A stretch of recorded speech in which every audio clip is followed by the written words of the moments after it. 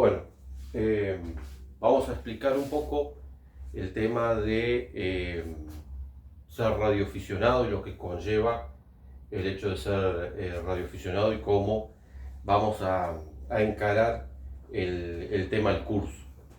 El curso tiene una parte de enseñanza técnica donde vamos a estar viendo cuestiones que tienen que ver con la electricidad, componentes de los equipos de radio, la propagación, el funcionamiento de lo que es el equipo respecto a los cables de, de alimentación de las antenas, los sistemas de antena.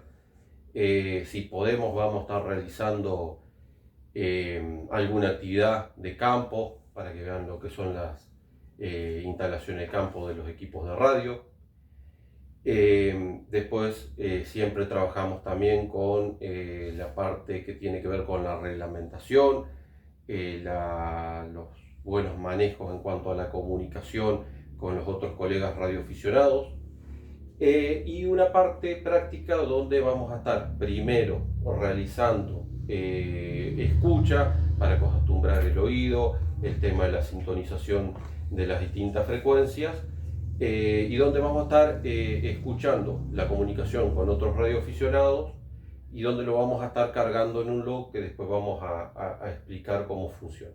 Ese log va a tener cada uno su usuario que va a estar con una numeración que le vamos a dar del Radio Club, y eso va a ser el control que van a realizar los veedores que van a estar siguiendo el curso del Radio Club de Concordia. En el mes de diciembre posiblemente vamos a realizar el examen de todo lo aprendido en las distintas clases, y es muy importante también en la parte práctica. La primera etapa va a ser de escucha y la segunda etapa, que es la más importante, vamos a estar comunicándonos con otros radioclubes, con otros radioaficionados, con otros estudiantes de otros radioclubes, para acostumbrarse al intercambio de la información mínima obligatoria para que sea válida la comunicación, y también donde puedan van a estar participando de alguna entrega de certificado y demás de actividades que realizan otras instituciones. El examen va a ser de 30 preguntas, va a ser multiple choice, todo se trabaja antes, a medida que va avanzando el curso, y cuando lo aprueban y si cumplieron con las prácticas operativas, vamos a estar realizando un certificado al respecto, y esa información que nosotros entregamos, que vamos a estar cargando en el sistema, más el certificado de antecedentes penales, lo necesario para realizar la gestión de la licencia que permite comunicarse. Va a tener una duración de 5 años esa licencia, que se puede ir renovando cada 5 años si les interesa seguir en la actividad. La licencia que se otorga es una licencia que está comprendida en una normativa de NACOM, en una resolución que fue modificada por última vez en el 2017, y esa licencia otorga una señal distintiva. Esa señal distintiva los va a acompañar, siempre y cuando no quieren cambiarla, durante toda la actividad como radioaficionado. Nosotros en Chajarí, el Radio Club tiene una licencia con una señal distintiva otorgada que es Lima Uniform 5 Juliet Charlie, LU5JC. ¿Qué significa? LU significa que es de la República Argentina. Nosotros a nivel mundial tenemos asignados ya desde hace muchos años, desde los años 30, una identificación para cada país. Muchos países tienen más de una identificación. Nosotros tenemos otorgada, se utiliza LU Lima Uniform o LW Lima Whisky para radioaficionados de Argentina, pero tiene radiofónicas, digamos, otorgadas señales del país radiofónicas, muchas otras variantes. Por ejemplo, ustedes habrán visto que las AM, por ejemplo, típicamente usan LR. LR también significa que es de Argentina. Cada país le asigna a un grupo distinto. Nosotros tenemos también las especiales Alfa Alfa Radio. Alfa Radio. Alfa Radio también es una distintiva radiofónica que en el caso de NACOM la tiene asignada especialmente para algunas actividades. O sea, nosotros como radioaficionados o como Radio Club podemos pedir, más allá de nuestra señal distintiva, una especial que se nos da por un año para alguna actividad especial. Por ejemplo, para un aniversario, por ejemplo, de la ciudad o del Radio Club, durante un año nos asignan una especial.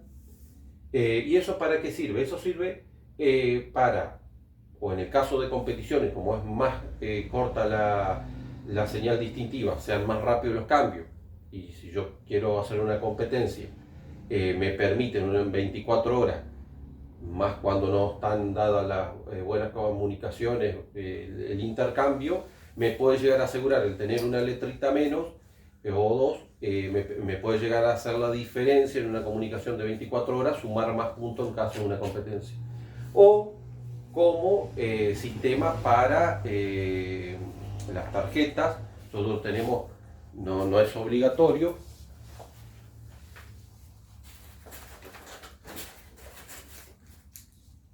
porque agarré una al azar.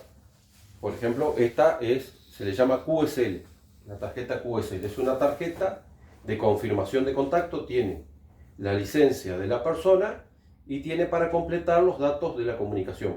En este caso tenemos LU9,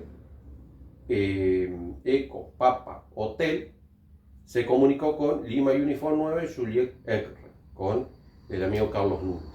El día 10 del mes 9 del año 2001. Tiene el horario y la frecuencia, ¿sí? El titular de esta señal distintiva es Carlos Pinciroli, por ejemplo, de la ciudad de 9 de julio. Entonces, ¿qué sucede? Esta señal distintiva, esta QSL, cuando uno tiene una señal distintiva especial, puede servir como elemento para guardarlo, para recordarlo, como para tenerlo en un libro, y mucho como se debe a una situación especial, puede servir de recuerdo especialmente. Nosotros acá en el Radio Club, en su momento se tuvo por el 30 aniversario del Radio Club, se gestionó, y hay radioaficionados que tienen esa tarjeta QSL, que no es obligatoria, pero en una época era muy común que uno se comunicaba, hacía las QSL, se lo pasaba a otro radioaficionado con el que me comuniqué y luego él devuelve la gentileza devolviéndonos. Lo que sucede siempre, y todos le van a decir lo mismo, que todos enviaron más QSL de las que les llegaron. O sea, mandás 100, normalmente te llegan 10. Esa es la realidad. Hasta el año 2017 solo se permitían de ese tipo físicas. A partir del 2017 se aceptan también electrónicas, el intercambio, por ejemplo, a través de email y demás. Ahí en el caso del Radio Club tenemos algunas de los Estados Unidos, tenemos algunas de los amigos uruguayos también. Por ejemplo, aquí tenemos una, te muestro, Charlie Eckray.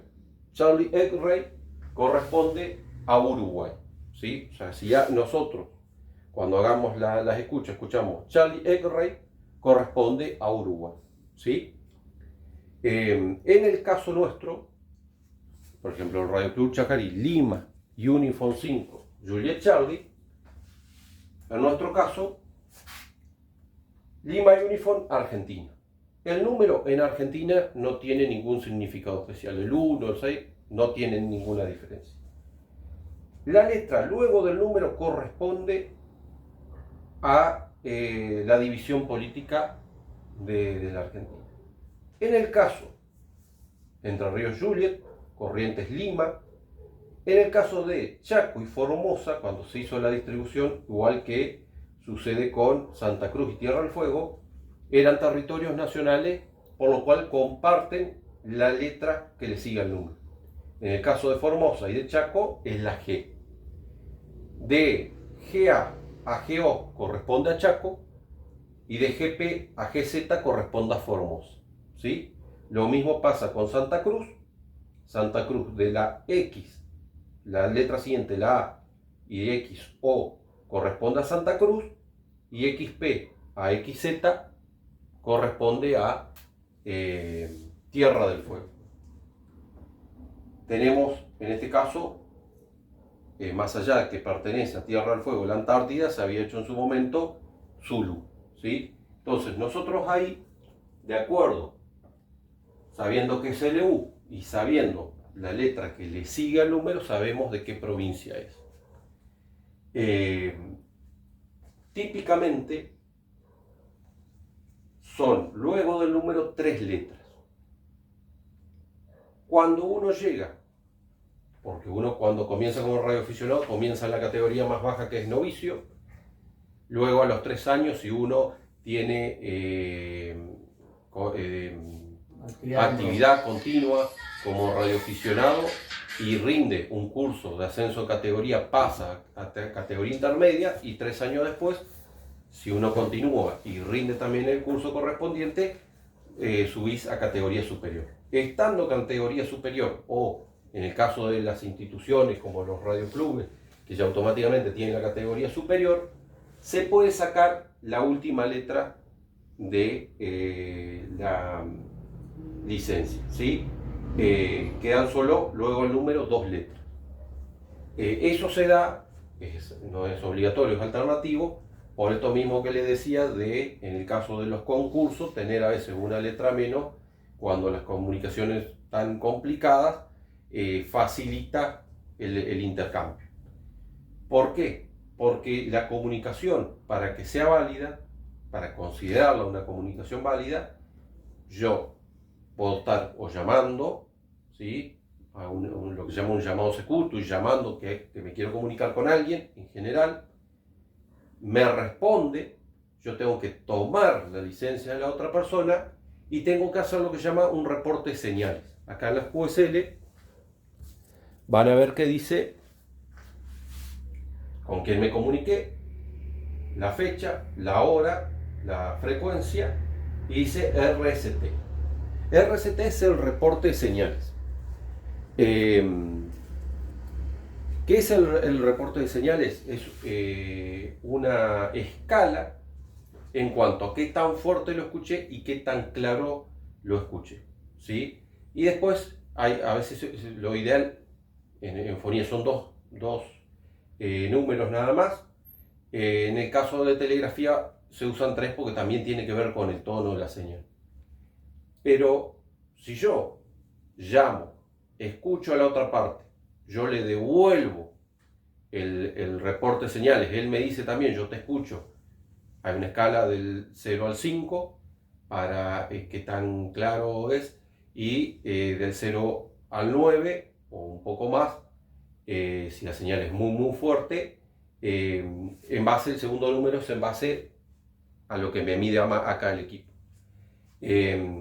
Yo, escuchando al otro la señal distintiva más el reporte, más el otro que escuchó mi señal distintiva y el reporte, ya se considera válido el contacto.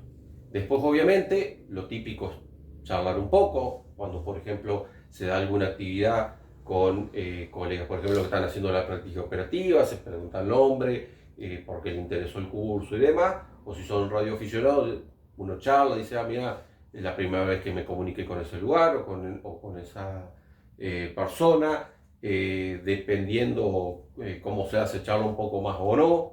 Cuando son contactos que son de larga distancia y las condiciones son muy justas, se trata de hacer intercambios cortos porque uno no sabe en qué momento se puede llegar a perder la señal. A veces en 20-30 segundos lo escuchaba muy fuerte y lo dejé de escuchar, ¿sí?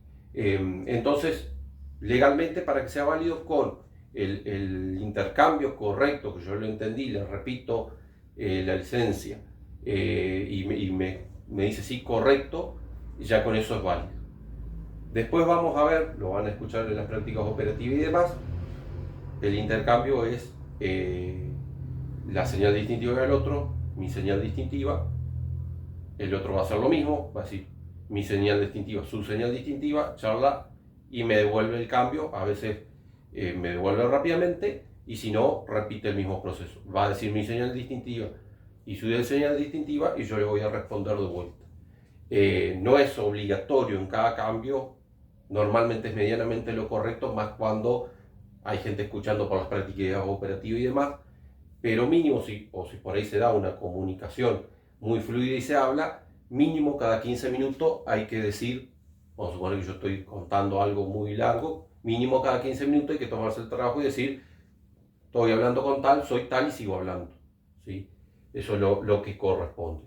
Normalmente van a ver que el intercambio generalmente es muy cortito, son 20-30 segundos de cada lado, se charla un poco y se libera para que siga comunicándose con otra persona. Eso es lo normal en comunicaciones fonéticas.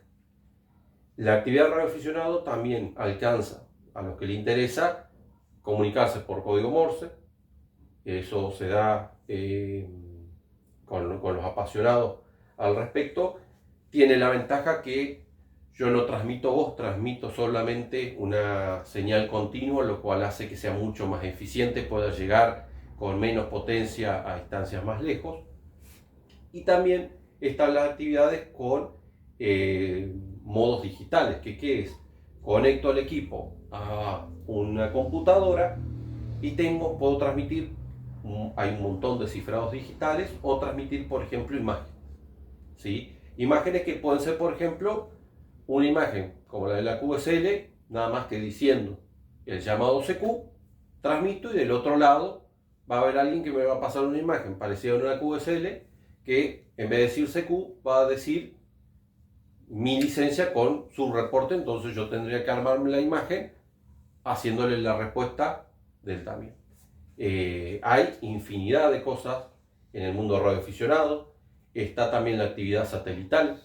Hay satélites que son de órbita baja, que son satélites que pasan típicamente en una buena altura 2 veces al día. Son pasadas muy cortas. En total, desde que sale hasta que cae en el horizonte, como máximo son 7 minutos. De esos 7 minutos utilizables dentro de la ciudad para ganarle a los techos son 3-4 minutos, no más que eso, pero permite contactos de 2.000-2.500 kilómetros de distancia con solo un handy.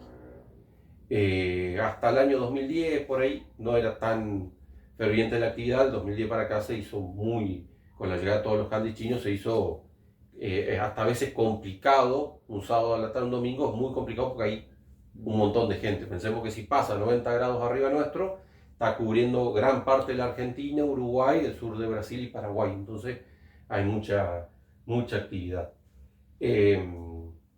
Después, el hecho de ser radioaficionado permite experimentar un montón en la parte técnica, la colocación de sistemas repetidores para ampliar la distancia típicamente en VHF o en UHF.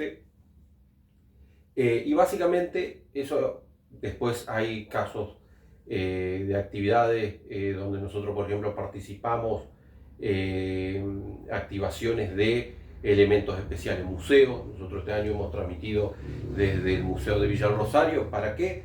Para que aquel que le interese se comunique y nosotros damos una tarjeta QSL conmemorativa de ese hecho. No hay muchos, pero hay competencias nacionales, sudamericanas e internacionales, de mucho prestigio en cuanto a radioaficionado. Típicamente se abre una brecha durante 24 o 48 horas. Hay categorías de monooperador, de multioperador. Algunas son monobanda, otras multibanda, otras de varios modos digitales. Hay otras que solo son para transmitir en código Morse. Y lo hace uno por el mero hecho de competir. Algunas muy pocas, en una época hay, creo que se siguen haciendo, hay una de gendarmería a nivel nacional que uno compite y el premio es un handy, por ejemplo, pero si no son competencias por el hecho del honor o como ponerlo como un autorreto, digamos, de competir.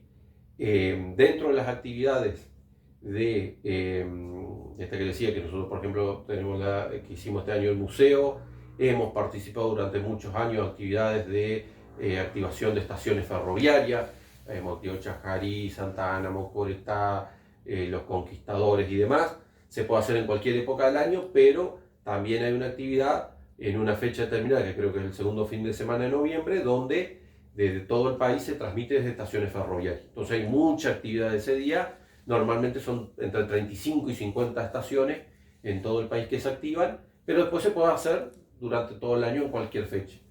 En ese caso, como es una actividad promocionada por el Radio Club Argentino, esa actividad se carga, los responsables de haber hecho la activación cargan como si fuera un Excel con todos los datos en una página del Radio Club Argentino, y cuando vos llegas a 100 contactos, creo, una cosa así, te da un diploma al Radio Club Argentino por haber llegado a contactar con 100 estaciones diferentes.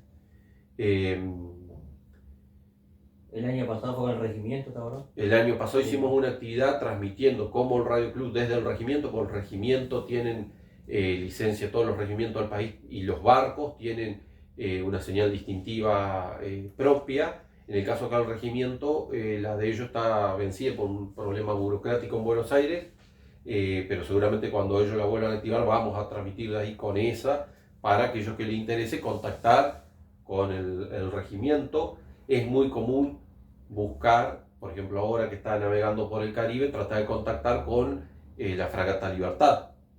Cuando contactás y después tenés la QSL, el registro de que te contactaste con la fragata Libertad. También lo tienen las bases que tienen en la Antártida, tienen todas una señal también distintiva propia. ¿Qué más me estoy olvidando?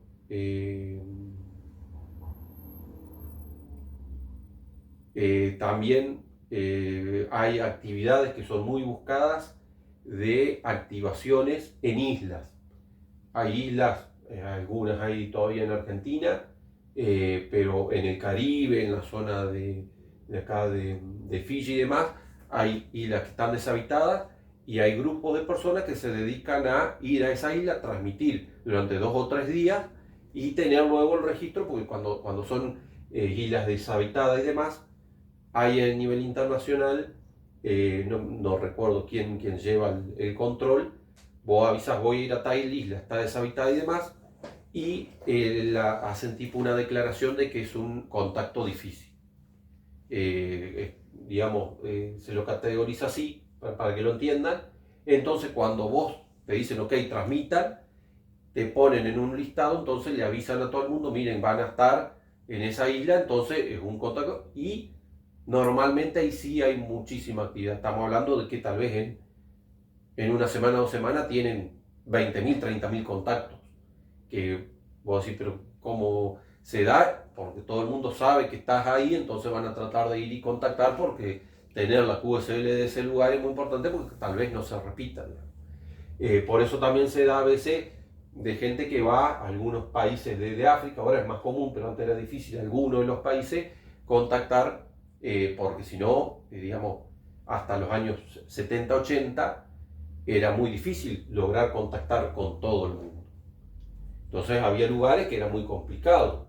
Hay lugares que sigue siendo complicado. Por ejemplo, Corea del Norte tiene 60 radioaficionados, pero no tienen permitido transmitir. Entonces, ¿qué sucede? Tienen la licencia, pero nunca lo vas a escuchar. Entonces, hay cada muchos años grupos de personas que le autorizan, y está el radioaficionado de otro país, y al lado hay alguien del gobierno controlando qué es lo que decís, qué es lo que hacés. Tal vez te dejan un día, 2 o 3 horas, y te dicen, listo, se terminó y ya está.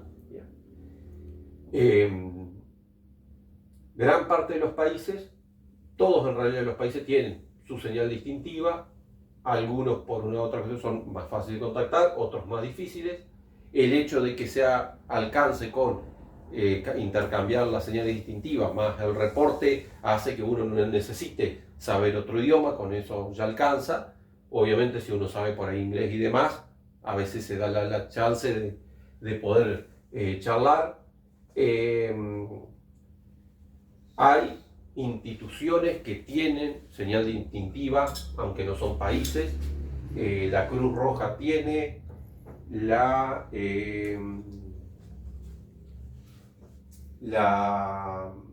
Unión Internacional de Comunicaciones.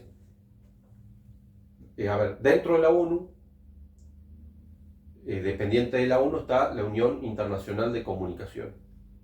Esa entidad nuclea a todos los países que se quieran estar presentes, más grandes fabricantes o grandes asociaciones de ingeniería, de empresas de comunicaciones, y entre los que están hay un espacio para también los radioaficionados. Todos opinan porque el espectro radioeléctrico es finito, tiene que estar organizado, tenemos que organizarnos para que no estar todos desparramados y tapándonos. Eso hace que nosotros tengamos a nivel internacional frecuencias asignadas para los radioaficionados. Normalmente en todo el mundo tenemos prácticamente las mismas frecuencias, lo que cambia a veces es dónde arranca y dónde termina. El mundo está dividido en 3 regiones, nosotros estamos en la 2, que es esto, la 1 es Europa, África y un pedacito acá, y la 3 es esto. Típicamente, lo único que puede llegar a cambiar en cuanto a los radioaficionados, algún país muy particularmente bajo algo muy justificado puede decir X frecuencia no la otorgo a los radioaficionados, pero si no, hay un estándar internacional. También hay a veces una pequeña diferencia donde arranca y donde termina. Argentina, por ejemplo, tiene en lo que es la AM comercial, arranca 5 kilociclos abajo que la gran parte del mundo. Como también pasa que nosotros tenemos un ancho en las frecuencias que no todos los países tienen. Nosotros creo que los números AM940 van a ver 1860, siempre es o en 5 o en 0 termina. Hay países que tienen un poquitito menos y en vez de tener 5 de ancho tienen 4, entonces van a ver que en las AM termina coma algo o 2, o hay un 2, o hay números así, porque políticas para adentro deciden otorgar otro ancho. Esas son algunas disposiciones muy particulares. Pero sí, las frecuencias, las bandas principales de radioaficionados, la gran parte las compartimos. Hay, a su vez, países que alguna frecuencia se la otorgan a los radioaficionados para que no la ocupe otro a título secundario. ¿Qué quiere decir título secundario? Que vos la podés usar, pero en algún momento la van a usar para otra cosa, o la podés usar, pero si se descubre que las transmisiones producen una interferencia en otra cosa, sí o sí tenés que parar. ¿Qué teníamos, por ejemplo, otorgado nosotros que nos sacaron? Era una frecuencia que ya son en frecuencia de microondas, principalmente es para experimentación, que se utiliza ahora para el 5G.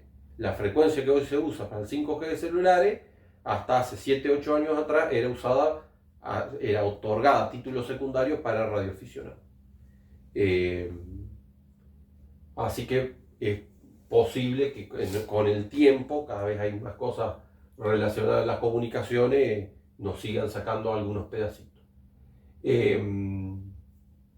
en líneas generales, para que entiendan, eso es lo principal. Una actividad técnica, porque hay que conocer algunas cosas. Yo tengo que saber, que eso lo vamos a ver más adelante, que yo si transmito en una frecuencia determinada, yo tengo que tener una antena para o esa frecuencia o una antena que sea multibanda, pero que me permita salir y transmitir en esa frecuencia. Si yo pongo una antena que no corresponde para la frecuencia que transmito, lo más probable es que el equipo transmisor se quede.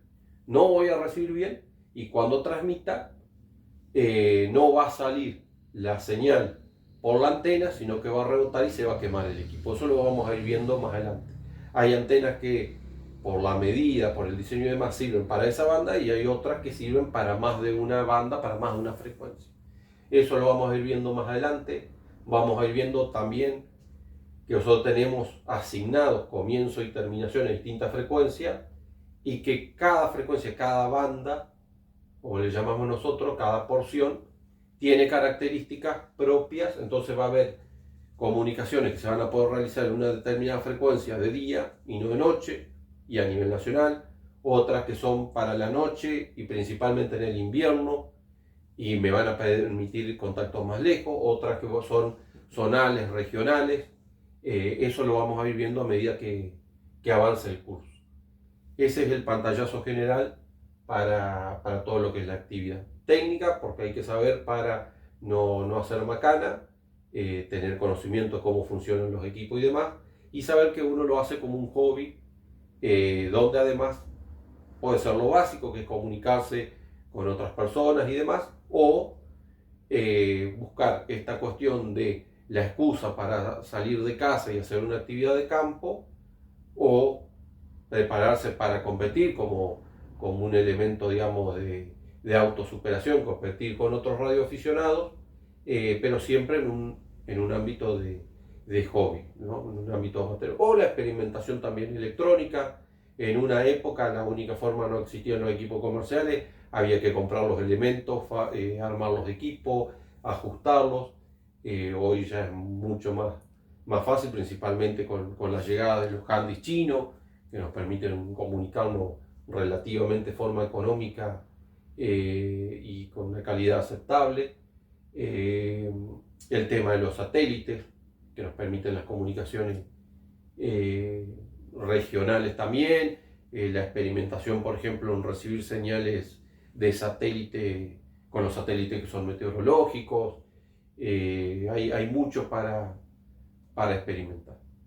No, y amén de lo que decís es que es un hobby, también una cuestión social, porque como en Bahía Blanca, cuando fue lo que pasó en Bahía Blanca, la única forma de saber ciertos datos de paradero de las personas era mediante 2 o 3 radioaficionados que pusieron sus equipos, la batería, sus antenas y se comunicaban.